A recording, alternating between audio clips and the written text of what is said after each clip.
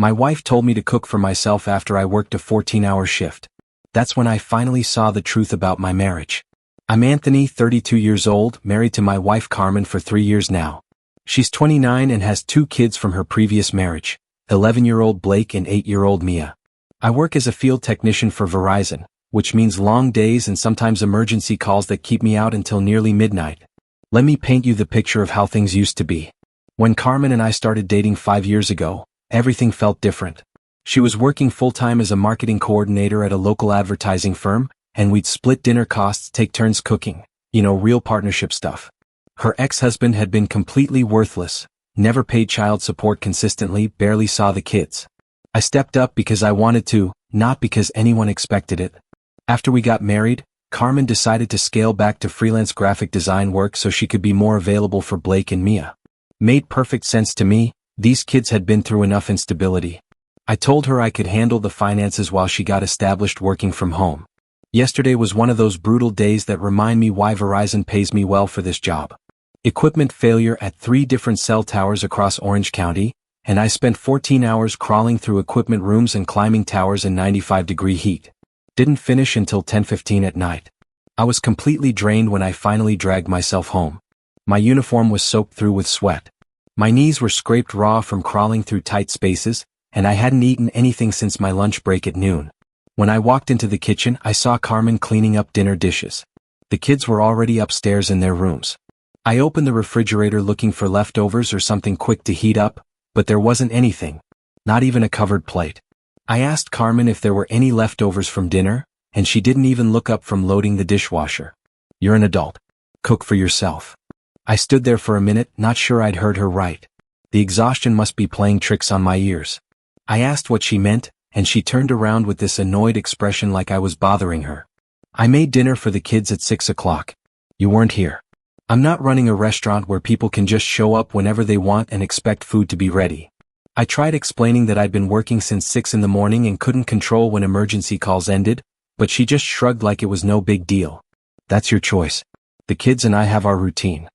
My choice. I asked, feeling something cold settle in my stomach. You think I chose to work a 14-hour day? She looked at me like I was being completely unreasonable. You chose that job. You chose to take the overtime. Don't expect me to rearrange my entire evening because you can't manage your schedule.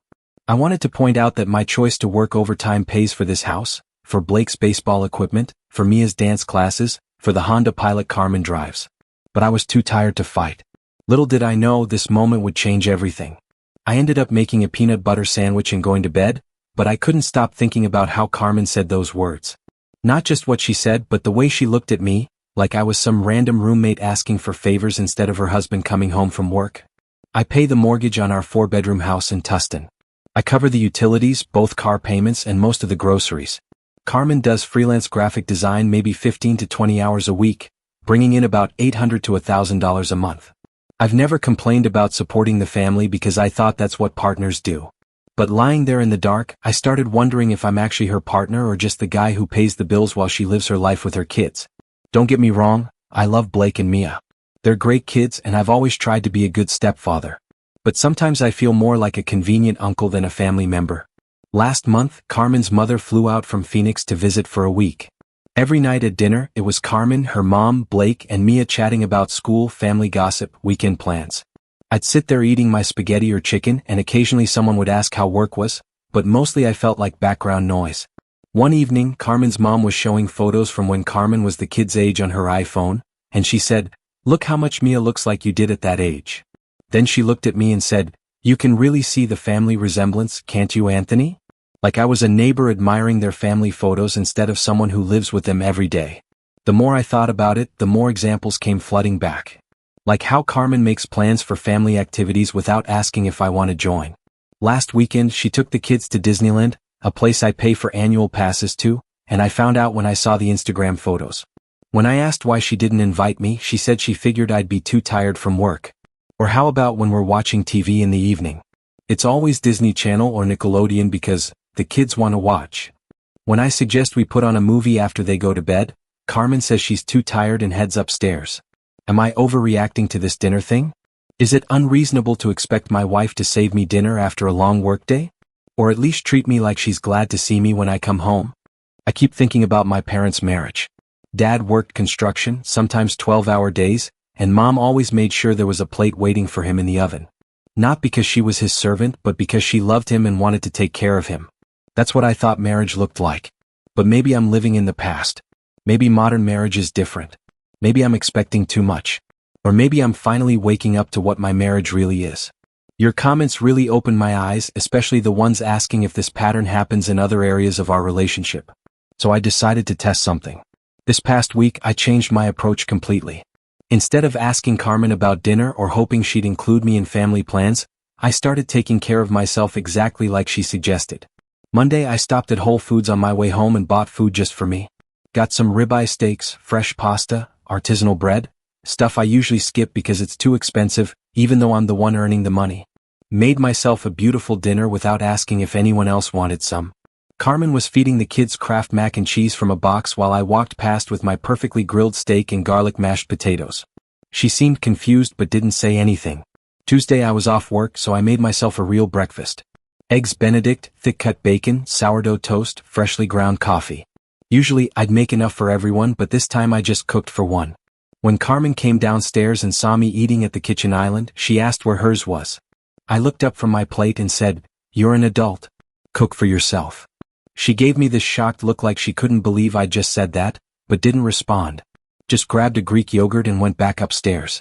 Wednesday, Carmen mentioned she was taking the kids to see the new Spider-Man movie that evening. In the past, I would have asked if I could join or suggested we make it a family night. This time I just said, "Cool," and made my own plans to grab dinner and drinks with my coworker Jake at Applebee's. I haven't hung out with Jake in months because I always felt guilty about not being home with the family.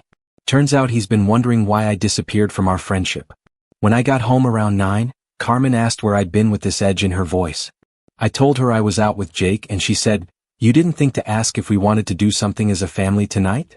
I reminded her that she'd already made plans without asking me, and she got flustered and said that was different. But she couldn't explain how. Thursday, I came home to find Blake struggling with his algebra homework at the kitchen table. Carmen was right there on her MacBook, probably working on some design project. I usually help him with math, I'm actually pretty good at it, but when Blake looked up and asked for help, I told him to ask his mom because she was available and I was tired from work. Carmen looked up sharply and said, "I'm working." So was I. "All day," I replied calmly. Blake looked confused between us and Carmen ended up helping him, but she shot me this angry look like I was being unreasonable. Friday was the breaking point that would change everything. But I had no idea how explosive things were about to become. Friday I came home early for once, around 5:30. Carmen was making spaghetti and meatballs for dinner, enough for 3 people. She saw me walk in but didn't say anything about dinner. Just kept stirring the marinara sauce. So I made myself a grilled cheese sandwich and sat down to eat it at the kitchen counter while watching the news on my phone. Blake came downstairs and asked, "Why aren't you eating spaghetti with us, Anthony?" Before I could answer, Carmen snapped at me. "What's wrong with you this week? You're acting like you don't live here anymore." I looked at her calmly and said, "I'm just taking care of myself and cooking for myself like you told me to." She got flustered and started saying that's not what she meant, that I was being ridiculous and taking things too far. I asked her to explain what she did mean then, and she couldn't give me a straight answer. Just kept saying I was being dramatic and making a point instead of communicating like an adult. I tried communicating, I said. "Remember when I asked about dinner last Monday? You made it pretty clear that expecting basic consideration was unreasonable." Mia looked confused by the tension, so I didn't push the conversation further that night. But I'd been doing a lot of thinking since then. Carmen had been perfectly fine with me taking care of myself when it came to things she didn't want to do, like making sure I was fed or included in family activities. But the moment my independence affected her convenience, like when Blake asked for homework help and I wasn't automatically available, suddenly I was being unreasonable. I checked our joint Bank of America account that weekend. In the past 3 months, Carmen had spent $1,200 on clothes and entertainment for herself and the kids. Meanwhile, I couldn't remember the last time I bought myself anything that wasn't work-related. Just last week I realized I needed new steel-toed boots. I mentioned it to Carmen and she said, "That's a work expense, right? Verizon should pay for that." When I explained that they give us a yearly allowance that I'd already used on other safety equipment, she just shrugged and said, "Well, you'll figure it out." But when Mia wanted that art easel from Target, Carmen didn't hesitate to use our joint account. When Blake needed new baseball cleats, she bought the expensive Nike ones without asking. Her hair appointment at the salon last month cost $180, and she didn't mention it until I saw the charge on our statement. I'm not angry about supporting my family financially. That's not the issue. The issue is that I'm apparently only a member of this family when it's time to pay for something. I love Blake and Mia. They're good kids and none of this is their fault. But I'm starting to realize that Carmen has set up a household where she and her children are the family, and I'm just the guy who funds their life while occasionally being allowed to participate. That realization hit me like a freight train. And I knew something had to change. I called a divorce attorney on Monday morning. His name is William Sterling, comes highly recommended from a guy I work with who went through his own divorce 2 years ago. Sterling was very straightforward about my situation. Turns out that since Carmen and I don't have kids together and she works, even part-time, I likely wouldn't be paying much in spousal support. The house is in my name since I bought it before we married, though she might be entitled to some equity from improvements made during our marriage. We did renovate the kitchen last year.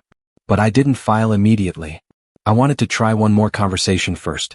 Last Wednesday evening, I sat Carmen down after the kids went to bed and explained how I'd been feeling.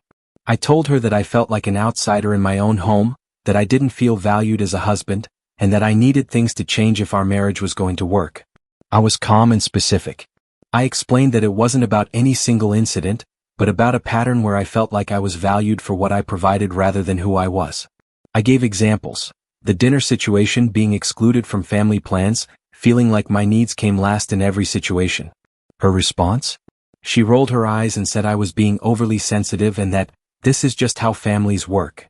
Families work by treating one member like an ATM? I asked. Don't be dramatic, she said. You act like I'm some gold digger. I work. I take care of the house. I manage everything with the kids. Just because I don't worship the ground you walk on doesn't mean I don't appreciate you.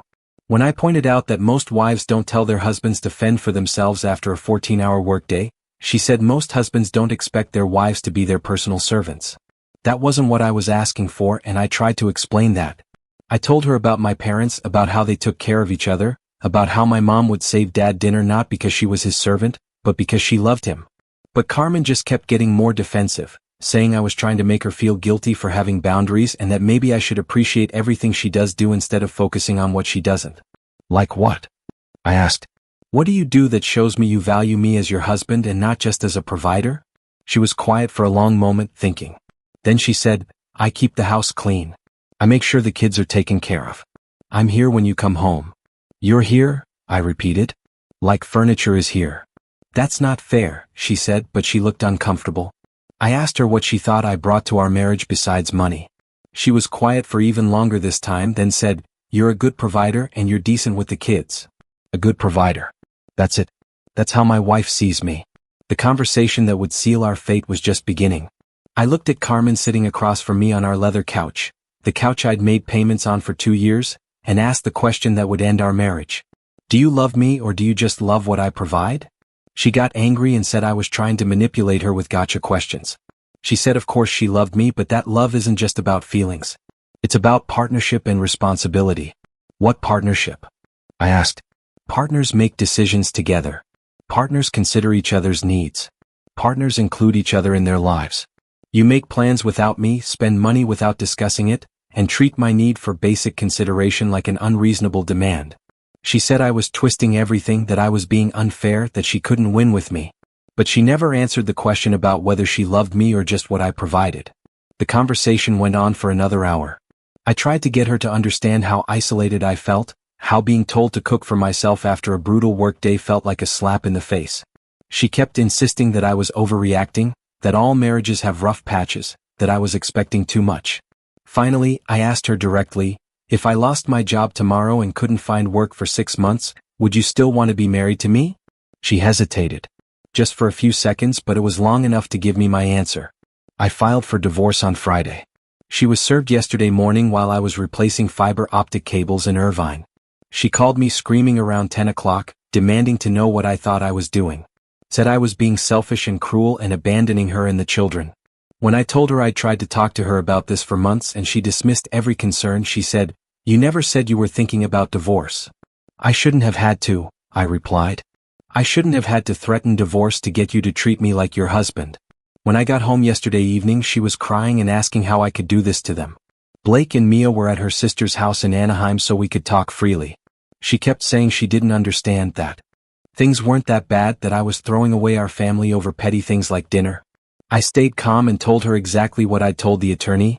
I'm not your husband in this house. I'm your financial backer, and I'm not living like that anymore. She kept crying and saying I was wrong, that she did love me, that I was breaking up the family over nothing.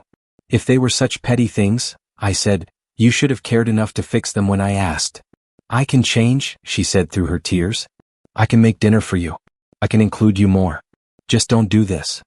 Carmen, I said quietly, you shouldn't have to force yourself to include your husband in your life.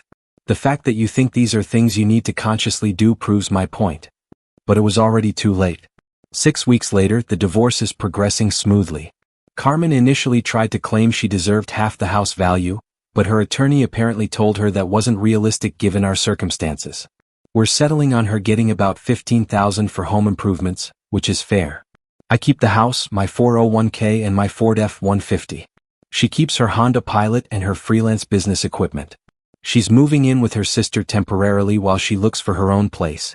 Her sister lives in a good school district in Fountain Valley, so Blake and Mia won't have to switch schools mid-year. The kids seem to be handling it okay. Kids are more adaptable than we give them credit for. The biggest change has been how differently Carmen treats me now. Once she realized I was serious about the divorce and nothing she said was changing my mind, she started acting like the wife I'd been hoping for, making dinner for me, asking about my day, being affectionate, including me in conversations. It's almost funny, except it's too late. Last week, she made my favorite meal, barbacoa tacos with homemade guacamole, and had it waiting when I got home from work. She asked about my day, even offered to massage my shoulders. 6 months ago, this would have meant everything to me. Now it just feels hollow because I know it's motivated by panic, not love. She asked me yesterday if this change in her behavior made any difference. I told her it proved that she was always capable of treating me like a husband. She just chose not to until there were consequences. I didn't realize, she said. I thought you knew I loved you. How would I know that? I asked. You never showed it in ways that mattered to me. She started crying and said she'd been taking me for granted, that she'd gotten too comfortable and forgot to show appreciation. I believe she's sincere about regretting her behavior, but it doesn't change anything. She had 3 years to figure this out. She only cares now because she's losing her financial security. I'm staying in my apartment even after the divorce is final. It's smaller than the house, but it feels like home in a way that place stopped being a while ago. I cook dinner for myself every night and I actually enjoy it. Nobody's treating it like an inconvenience that I need to eat. Blake texted me last week asking if I could help him with a science project. Carmen allowed it, and we spent Saturday afternoon building a volcano model at my apartment. It was good to spend time with him, but it also confirmed something for me. I can still be a positive influence in their lives without being married to their mother. I'm not dating yet, but I'm not ruling it out forever. I learned a lot about what I will and won't accept in a relationship. Next time I'll speak up earlier and leave sooner if nothing changes. Carmen and I are civil now. We'll always be connected because of the kids, and that's fine. But I'm done trying to earn love from someone who never wanted to give it. Thanks to everyone who helped me see that I wasn't asking for too much. I was just asking the wrong person.